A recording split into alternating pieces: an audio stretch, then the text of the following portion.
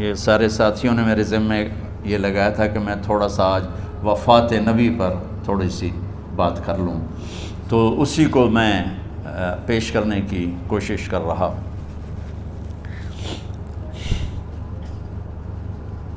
تو 53 برس کی عمر میں آپ نے مکہ سے مدینہ کی ہجرت فرمائی، اور 10 برس آپ نے مدینہ میں قیام فرمایا۔ 11 ہجری میں آپ حج کے لیے تشریف لے گئے، اور یہ صورت آئی 11 تاریخ کو 11 حج کے ذوالحج، اذا جاء نصر اللہ والفتح۔ اس میں اشارہ تھا کہ میرے نبی آپ کا مشن مکمل ہو چکا ہے، اب آپ ہمارے پاس آنے کی تیاری فرمائیں۔ تو جب یہ زوال سے پہلے آپ اپنے خیمے میں لیٹے ہوئے تھے، یہ آخری صورت قرآن کی جو نازل ہوئی، تو آپ نکلے زوال کے بعد، آپ نے تینوں شیطانوں کو پتھر مارے، پھر آپ اپنی اونٹنی عذبہ پہ سوار ہوئے، اور آپ نے یہ تاریخی جملہ بولا، ایھا الناس عسیٰ اللہ تلقونی بعد عامی ھذا، لوگو یہ میری تمہاری آخری ملاقات، آج کے بعد تم مجھے نہیں دیکھو گے۔ واپسی پر آپ نے معاذ بن جبل کو مدینے سے یمن روانہ فرمایا، تو معاذ بن جبل سے ایسی محبت تھی کہ ان کو سی آف کرنے کے لیے 7 میل پیدل چلے، 7۔ اب کسی کو روانہ کرنے کے لیے ساتھ نہیں چلتے تھے، مسجد سے روانہ کر دیتے تھے۔ معاذ بن جبل کو 7 میل ساتھ چلے، اور جب آخری پوائنٹ آیا سفر کا تو کہنے لگے، معاذ عسیٰ اللہ تلقانی بعد عامی ھذا، معاذ یہ تیری میری آخری ملاقات ہے، وَلَعَلَّكَ تَمُرُّ بِقَبْرِي وَمَسْجِدِي ھذا، جب تو واپس آئے گا تو میری قبر دیکھے گا اور میری مسجد مجھے نہیں دیکھے گا۔ تو فَبَكَىٰ مُعَاذٌ جِشْعًا لِفِرَاقِ رسول اللہ، تو معاذ بن جبل پھوٹ پھوٹ کے رونے لگے آپ کی جدائی کا تصور کر، تو آپ کی آنکھوں میں بھی آنسو آ گئے، تو آپ نے جلدی سے منہ یوں پھیر لیا، معاذ پیچھے ہو گئے اور آپ ادھر ہو گئے، اپنے آنسو چھپا لیے، اور فرمایا، معاذ ان اولی الناس بی المتقون من کانوا وحیث کانوا، معاذ اس جدائی کا غم نہ کر، جو تقوی پر مرے گا وہ میرا سب سے قریب ہوگا، چاہے وہ پاکستان میں ہو چاہے افریقہ میں ہو، میرے سب سے قریب وہ ہوں گے جو تقوی والے ہوں گے، جو اللہ سے حیا کرنے والے ہوں گے۔ جب آپ واپس تشریف لائے، 29 محرم صفر، 29 صفر عصر کی نماز کے بعد ایک جنازہ تھا، اس جنازے کو پڑھانے کے بعد اس کو دفن کے لیے آپ جنت البقیع تشریف لے گئے۔ وہاں سے واپس ہونے لگے تو سر درد اٹھا، اور وہ درد ایک دم بڑھنا شروع ہوا، اور اس دن باری حضرت عائشہ کے گھر کی تھی، تو آپ گھر میں تشریف لاتے لاتے درد کے ساتھ بخار، تیز درد، تیز بخار، اور 14 دن 12 ربیع 29 30 2 دن یہ، اور 12 دن اگلے 14 دن آپ نے بیماری دیکھی، مسلسل سر درد اور مسلسل بخار، اور روزانہ آپ جب گھر بدلتے، اس وقت 9 بیویاں زندہ تھیں، تو آپ پوچھتے کل کس کی باری ہے، کل کس کی باری ہے؟ جی میمونہ کی ہے۔ اگلا دن کل کس کی باری؟ جی حفصہ کی ہے۔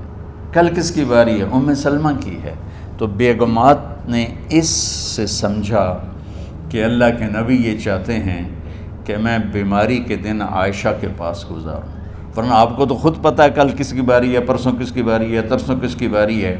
تو حضرت میمونہ کے گھر میں آپ تشریف فرما تھے، تو ساری باقی 7 بیگمات جمع ہوئیں، اور انہوں نے آ کے عرض کی، یا رسول اللہ، جب تک آپ بیمار ہیں آپ عائشہ کے پاس آرام فرمائیں، اور جب اللہ آپ کو شفا دے دے تو پھر ہماری ترتیب کو آپ دوبارہ شروع فرما دیں۔ تو آپ نے سب کا شکریہ ادا کیا، عدل کی مثال کا، اسلام جب دوسری شادی کی اجازت دیتا ہے تو عدل کی شرط لگاتا ہے، اِن لَمْ تَعْدِلُوا، اگر عدل نہیں کر سکتے پھر ایک ہی ہے۔ عدل، اور آپ نے فرمایا جس نے دوسری شادی کی اور عدل نہ کیا، کتنی مرضی عبادت کر کے آیا تو قیامت کے دن آدھا حصہ اس کا فالج زدہ ہوگا، ایک سائیڈ اس کی فالج زدہ ہوگی، کتنے ہی مراقبے کر کے کتنی ہی نمازیں پڑھ کے آیا ہو، انصاف نہیں کیا تو پورا آدھا حصہ فالج کی پکڑ میں ہوگا۔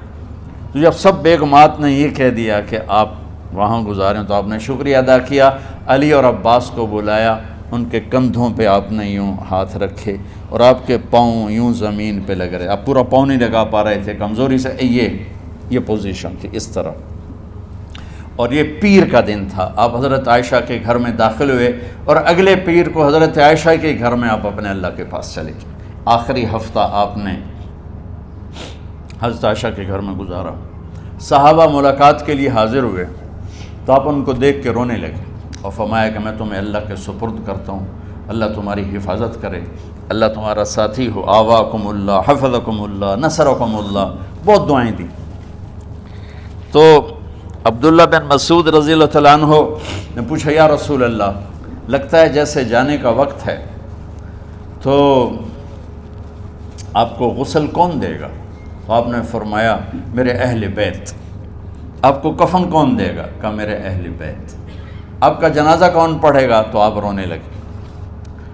تو آپ نے فرمایا جب تم مجھے غسل دے دو تو سب نکل جانا، سب سے پہلے میرے دو وزیر جبریل و میکائیل آئیں گے اور وہ میرے اوپر درود و سلام پڑھیں گے۔ ہمارے نبی کا جنازہ ایسے نہیں ہوا اللہ اکبر اور پیچھے صفیں، آپ کی چارپائی کے پاس آ کر صحابہ کھڑے ہو جاتے تھے، وہ میں ابھی بتاتا ہوں۔ تو آپ نے فرمایا سب سے پہلے جبریل و میکائیل آ کر میرے اوپر درود و سلام پڑھیں گے، پھر اس کے بعد ساتوں آسمان کے فرشتے باری باری آئیں گے۔ جب وہ چلے جائیں گے تو پھر سب سے پہلے میرے خاندان، میرے اہل بیت کے مرد آ کر میرے اوپر سلام پڑھیں گے، پھر ان کی خواتین آ کر سلام پڑھیں گی، پھر ان کے بچے آئیں گے، پھر ان کے نوکر اور نوکرانی آئیں گی، اس کے بعد مہاجرین مکے کے قریش آئیں گے، اس کے بعد ان کی عورتیں آئیں گی، ان کے بچے آئیں گے، ان کے نوکر اور نوکرانی آئیں گی، اس کے بعد مدینہ والے آئیں گے، پھر مدینے کی خواتین آئیں گی، پھر ان کے نوکر نوکرانی آئیں گے، اور اس کے بعد مجھے تم اللہ کے سپرد کر دینا۔ اور پھر آپ نے ایک عجب بات فرمائی جو کسی نبی نے نہیں فرمائی، فرمایا کہ میرے بعد میری آنے والی امت کو میرا سلام کہہ دینا، اور انہیں کہنا کہ ان کے بعد جو آئیں ان کو بھی میرا سلام کہہ دینا۔ اور اس طرح میرے سلام کو قیامت تک اللہ کے نبی نے پہنچایا کہ ہر آنے والی امت، ہر آنے والی نسل، اگلی نسل کو اس نبی کا سلام پہنچائے۔ آپ کے جانے میں 5 دن باقی تھے تو آپ نے فرمایا مجھے 7 کنوؤں کے پانی سے غسل کرواؤ۔ تو 7 کنوؤں سے پانی لایا گیا مشکیزوں میں بھر کے۔ تو حضرت عائشہ کے گھر میں کوئی ایسا ٹب نہیں تھا جس میں بیٹھ کے وہ آپ نہا سکتے، تو حضرت حفصہ کے گھر سے ٹب منگوایا گیا، آپ اس میں بیٹھے، تہمت باندھا ہوا تھا، کرتا اتارا، اور آپ پر 7 کنوؤں کا پانی ڈالا گیا، تھوڑا تھوڑا تھوڑا تھوڑا تھوڑا تھوڑا، تو اس سے بخار کی شدت کم ہوئی، اور آپ سر درد کی وجہ سے آپ نے ایسے پٹی باندھی سرخ رنگ کی، اور اس کے بعد حضرت علی اور فضل بن عباس کے کندھوں کا آسرا لے کر آپ مسجد میں تشریف لائے، اور آپ ممبر پر بیٹھے اور آپ نے فرمایا لوگو میرے جانے کا وقت آ چکا ہے، میں نے کسی پر زیادتی کی ہو، کسی کو تھپڑ مارا ہو، کسی کو چھڑی ماری ہو، کسی کا حق دبایا ہو، تو میں اپنی جان کے ساتھ، مال کے ساتھ حاضر ہوں، مجھ سے یہیں بدلہ لے لو، آخرت میں میرے خلاف کوئی دعویٰ نہ کرنا، میں آخرت کے حساب کو برداشت نہیں کر سکتا۔ جن کے طفیل لوگوں کا حساب معاف ہوگا، جن کی طفیل، جن کی شفاعت پر لوگ بے حساب جنت میں جائیں گے، وہ روتے ہوئے فرما رہے ہیں کہ میں آخرت کے حساب کو نہیں دے سکتا۔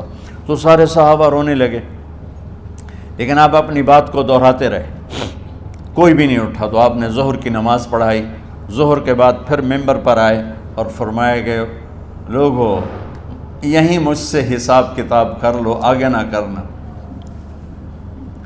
بتاؤ میں نے کسی کا کوئی حق دینا۔ ایک صحابی کھڑے ہو، یا رسول اللہ آپ نے میرے 3 روپے دینے ہیں، 3 درہم۔ تو آپ نے فرمایا دینے ہوں گے ضرور، پر مجھے یاد نہیں، بتاؤ گے کس طرح دینے ہیں؟ کہ یا رسول اللہ آپ کے پاس سائل آیا تھا، آپ سے مانگا، آپ کے پاس تھے نہیں، تو آپ نے مجھ سے کہا تیرے پاس کچھ ہیں؟ تو میرے پاس 3 درہم تھے، تو آپ نے فرمایا تو دے دے، میں بعد میں ادا کر دوں گا۔ تو کہا ہاں یاد آ گیا، میرے نبی کے گھر میں تو تیل نہیں تھا، ایک چھٹانگ جس سے چراغ جلتا، پیسہ کہاں سے آتا؟ تو آپ کے سامنے آپ کے کزن فضل بن عباس کھڑے تھے، آپ نے فرمایا فضل میرا قرضہ ذمے لیتے ہو؟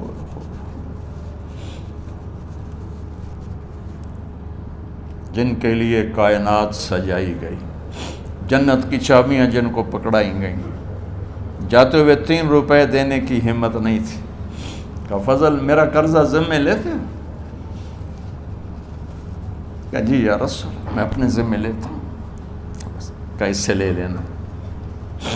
آپ گھر تشریف لے گئے، نماز کے لیے آتے تھے، پڑھاتے تھے۔ جمعرات کو عشاء کی نماز پڑھانے کے لیے اٹھ نہیں سکے، گر گئے، پھر اٹھنے لگے، اٹھ نہیں سکے، گر گئے، پھر اٹھنے لگے، اٹھ نہیں سکے، تو آپ نے فرمایا ابو بکر سے کہو نماز پڑھائے، عشاء کی نماز۔